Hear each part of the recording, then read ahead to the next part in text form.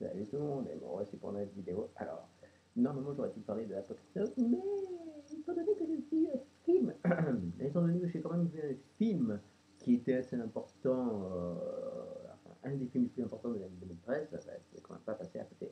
Donc, je vais vous parler rapidement, je vais le faire, de Man of Steel, le film, le nouveau film de Zack Snyder, produit entre autres par Christopher Nolan. Alors, je tiens à dire une chose très importante. Euh, j'ai pas vraiment encore un avis vraiment prononcé sur le film. Disons que là, ce que je vais dire, c'est un petit aperçu.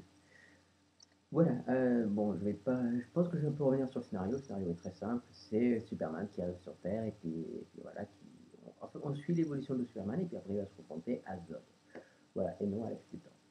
Donc, alors, pour vous dire, j'aime beaucoup Superman. Enfin, pour ma part, c'est le deuxième héros, mon deuxième super-héros préféré, vu que le premier c'est quand même Batman. Mais je sais pas, Superman, j'accroche sans vraiment trop accrocher. Disons que, oui, bien sûr, j'ai vu le premier Superman, le Superman de 1978 avec Christopher Reeve.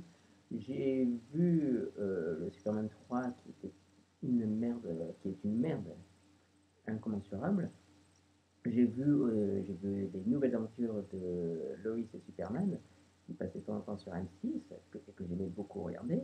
Et bien sûr, j'ai vu le dessin animé Superman, celui des années 90, plus la Ligue des Justiciers, qui passait sur France 3.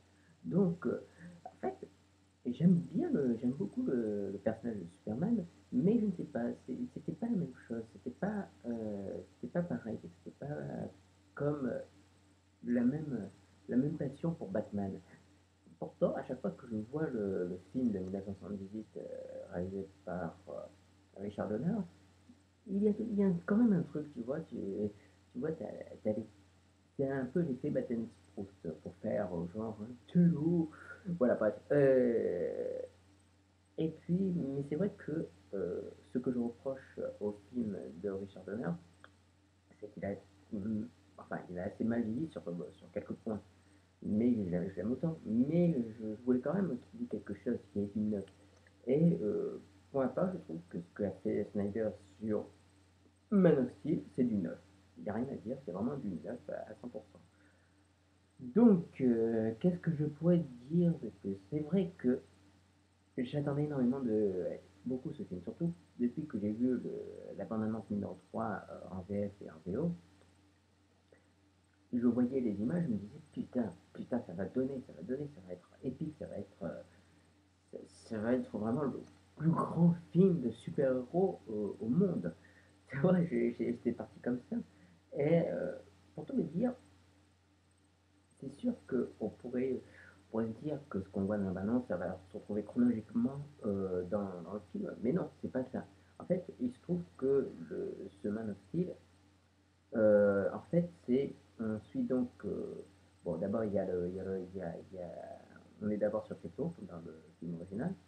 Puis après, on passe directement à Clark Kent, Kal-El, Superman, adulte. Et puis on le revoit de temps en temps dans des moments importants de sa vie où justement il apprend à maîtriser ses pouvoirs, il apprend auprès de son père Jonathan Kent, enfin son père adoptif Jonathan Kent interprété par Kevin Costner, à trouver une façon de maîtriser ses pouvoirs et, euh, et voilà, d'avoir cette forme de moralité. Dire est-ce que tu veux faire le bien, est-ce que tu veux faire le mal. Et voilà, et puis de temps en temps, il se confronte à la dure réalité, et puis à un moment donné, quand il est face à un échec, ou qu'il est en train de se poser des questions, il y a toujours un flashback qui le ramène quelque part, ou alors il a une vision, et qui va lui permettre justement de surpasser les événements qu'il est en train de se prendre à la figure. Donc, je trouve que c'était une bonne idée. J'ai eu l'impression que c'était comme si Snyder faisait l'adaptation d'une bande dessinée. Oui, c'est Superman, c'est déjà à la base une bande dessinée, mais je pense que la façon dont c'est construit, c'est vraiment pensé comme une bande dessinée. Donc, avec ces moments d'action, et puis il y a ces moments plus, on va dire, intimistes, plus voilà, continuer à façonner la psychologie du personnage. Donc voilà, il y a des petites touches qui font que Man of Steel a vraiment un look de bande dessinée classe. Après, en ce qui concerne la mise en scène de Zack Snyder, personnellement, j'aurais pensé que Zack Snyder ferait encore ces trucs du genre les ralentis, genre, tu sais, ça va comme la vie. Surtout, je pense que ça aurait été une bonne idée parce que voilà, ça donnerait un effet encore plus super-héros. Parce que quand même, quand Superman donne un coup, tu imagines bien que l'impact qu'il donne, c'est quand même quelque chose, c'est un million de fois plus puissant qu'un simple coup d'un humain. Et je sais pas, je m'étais dit qu'on aurait droit à quelques ralentis et ça aurait été, je pense, une bonne idée. Ça aurait vraiment bien collé à l'univers, ça aurait bien collé à Superman. Surtout pour la fight finale où tu as Zod et Superman qui se foutent sur la gueule. Et là, ça aurait pu vraiment le faire. Ça aurait pu le faire. Vous voyez, donc ça aurait donné un impact encore plus. Ça, voilà, ça aurait vraiment. Ça l'aurait fait. Ça l'aurait fait. Euh, mais je pense que beaucoup vont être déconcertés par la mise en scène de Snyder sur ce film. Parce que la plupart du temps, Snyder filme à l'épaule. Donc il faut vous accrocher. Il faut vous accrocher parce que euh, quand, on, quand on se dit, bon, c'est Snyder, donc c'est une façon de réaliser, euh, quand on voit les premières scènes du film qui se passent sur Krypton, c'est quasiment en caméra à l'épaule et tu regardes ça, tu fais, oh, wow, wow, qu'est-ce qui se passe? Oh, donc voilà, c'est un peu déconcertant. Donc, pour ceux qui veulent aller voir le film, je leur dis attention, c'est très très loin de la mise en scène habituelle de Snyder. Ce qui n'est pas en soi, enfin, ce qui n'est pas une mauvaise idée, mais c'est déconcertant. Et puis, voilà, il y a des images, je lisais sur un magazine, sur Movies, que Snyder s'était un peu inspiré de certains réals comme J.J. Abrams, enfin, le côté pris sur le vif, et un côté aussi très théâtralique. C'est vrai que par moments, Snyder, dans certains flashbacks, on voit vraiment qu'il a une caméra vraiment, bon, déjà caméra à l'épaule évidemment, mais toujours une caméra qui essaie de capter des moments comme si c'était réel, comme si ça se passait vraiment. Donc voilà, il y a cette façon, voilà, il y a vraiment ce côté très théâtralique, mais ça reste vraiment euh, je vous rassure, comment dire, c'est, je trouve pas le mot. Ah, fait chier. Bon, bref, c'est pas, il n'y a pas que du Tasmanie. Euh, je suis désolé. Euh, ensuite, ensuite, les scènes de fight sont démentielles, surtout, je pense que sur les 2h23 de film, il y a quand même, je pense, ouais, 45 minutes de baston. 45 minutes de baston. D'abord, c'est baston entre Superman et les hommes de main de Zod, et puis après c'est Superman contre Zod, et puis après c'est Superman contre une super machine de la mort qui tue, et t'as droit à des scènes de malade, des scènes de destruction, juste à côté Avengers, c'est rien, c'est rien. Et pourtant on disait qu'Avengers c'était quand même pas mal la fight finale. Mais là, la fight de Man of Steel, c'est 45 minutes de baston, mais putain, mais ça en jette un max. Ça en jette un max. Après bon, je vais pas là, je vais passer au casting, je suis coq à l'âne. Pour ce qui est du casting, Henry Cavill, qui interprète Clark Kent, Kal-El, Superman, je trouve qu'il est vraiment très bon. Je trouve que voilà, il a le même charisme que Christopher Reeve, et j'aime beaucoup. Mais il est un peu plus dur, je trouve. Et puis le rendu, enfin, on va dire robuste, mais voilà, on sent vraiment que ce n'est pas que là, le Superman que l'on voit là, il assume les choses, et puis, je sais pas, il a quelque chose qui me plaît bien. Ouais. Il a le regard pétillant. Par moment, enfin, là, parfois, quand on regarde le film de profil, Henry Cavill a quelque chose de très Michael Fassbender. Il a vraiment je sais pas, la même mâchoire, quasiment la même morphologie que Michael Fassbender. Et étant donné que que j'admire énormément Michael Fassbender, voilà, je trouve que Henry Cavill, voilà, il a vraiment il a un charisme qui me plaît énormément et qui me fait penser à Fassbender. Et puis, je pense que pour ma part, vraiment, Henry Cavill est le deuxième meilleur Superman, après que Christopher Reeve. Après, Amy Adams, que j'ai bien aimé, qui interprète Lois Lane, qui lui donne une touche beaucoup plus réaliste, beaucoup plus aventurière, et non le côté nunuche qu'il pouvait y avoir dans les Superman des années 70. Bon, cela dit, elle reste quand même un peu romantique. Elle tombe très vite amoureuse de Superman. Mais, mais, mais elle s'en sort bien. Bon, par contre, elle a un nez, je suis désolé de dire ça, mais elle a un nez, Amy Adams, elle a un putain de nez, c'est Pinocchio presque.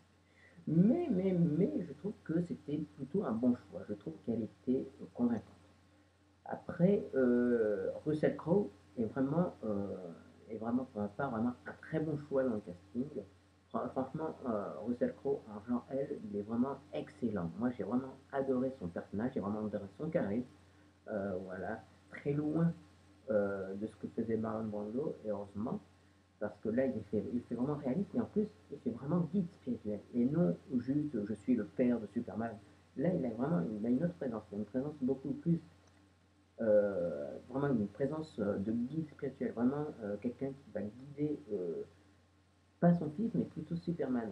Même s'il l'appelle mon fils et tout ça, il reste toujours, il a toujours, et puis il est habillé, enfin, Russell Crowe est habillé vraiment avec une tenue de sage. Donc voilà, c'est vraiment un guide spirituel, et enfin, non seulement j'ai beaucoup aimé ce genre elle, mais j'ai vraiment aimé l'interprétation de Russell Crowe. Et puis évidemment, Michael Shannon, qui interprète le général Zod, qui est vraiment excellent. Franchement, c'est le troisième meilleur personnage du film. Voilà, Zod, il fait pas méchant pour être méchant. Il est méchant parce que il pense comme un soldat. C'est-à-dire que sur Krypton, soit tu es politicien, soit tu es soldat, soit tu es ouvrier, soit tu es scientifique. Et puis il n'y a pas des petits. Alors que bon, voilà, elle, c'est plutôt un fils naturel, donc il va pouvoir choisir son destin. Là, le général Zod, clairement, c'est un soldat, donc il doit penser comme ça. C'est la meilleure solution, c'est celle-là, et c'est pas autre chose. Non, je ne regarderai pas à gauche ni à droite, c'est celle-là la solution compris. Il a ce côté-là qui le rend. Enfin, moi, je ne l'ai pas détesté. C'est pas un personnage que je déteste, mais voilà, c'est le type que tu dis qui a ses convictions et qui s'y tient, quitte à massacrer 1 million de personnes, quitte à exterminer toute une civilisation. Il en a rien à foutre. Pour lui, le plus important, c'est Krypton et rien d'autre. Voilà, donc franchement, j'ai vraiment aimé. Donc, pour ma part, vraiment, les trois meilleurs acteurs et les trois meilleurs personnages du film, bah, c'est Superman, Jor-El et Zod. C'est vraiment excellent. Après, après, visuellement, je trouve que c'est vraiment un très beau film. Vraiment, il y a des plans qui sont juste épiques. Bon, bah, surtout quand on a Superman voilà, qui fait le tour de la Terre, enfin qui fait pas le tour de la Terre, mais quand il découvre ses super pouvoirs, quand il peut voler, voilà, il y a ce plan qui est connu, mais qui est culte de chez culte, qui a été déjà utilisé dans les années 70 avec Christopher Reeve, où donc tu as Superman qui survole la Terre, et voilà, donc, il y a plein de petits moments où c'est juste le personnage. C'est le personnage est iconique, voilà, on représente vraiment le personnage dans son univers, et, puis les scènes de bataille, juste démentielles, juste vraiment, ah, comme ça. Après, la BO du film réalisée par Hans Zimmer, j'ai vraiment aimé, j'ai bien aimé, surtout le thème principal, voilà, qu'on entend de temps en temps dans le film. Et puis j'ai vraiment, non, franchement, la musique est vraiment excellente, vraiment, il n'y a rien à dire. Voilà, John Williams a trouvé son digne successeur.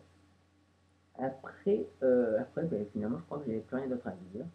Euh, moi, non, le design du costume, certains reprochaient qu'il n'y avait pas de slip rouge, ou que voilà, c'était soi-disant parce qu'il n'y avait pas le S sur la cape, c'était oh, hérésie, mais non, non le design du costume de Superman est juste somptueux, j'ai vraiment aimé. Euh, Puis les tenues de combat des Kryptoniens est vraiment excellent. Les tenues de Zod et de ses soldats sont vraiment magnifiques. J'ai vraiment aimé. Euh, voilà, qu'est-ce que vous voulez que je dise de plus? C'est vrai que je suis un peu déçu parce que j'en attendais énormément. Mais ce que j'ai vu reste vraiment bon, reste bon. C'est pas un mauvais film, c'est vraiment un bon film. Mais voilà, c'est parce que j'en attendais tellement et que j'étais très déconcerté par la mise en scène de Snyder, par le scénario qui voilà, il y a quelques trucs qui me manquent, je trouve. Je trouve que le film n'est pas assez long.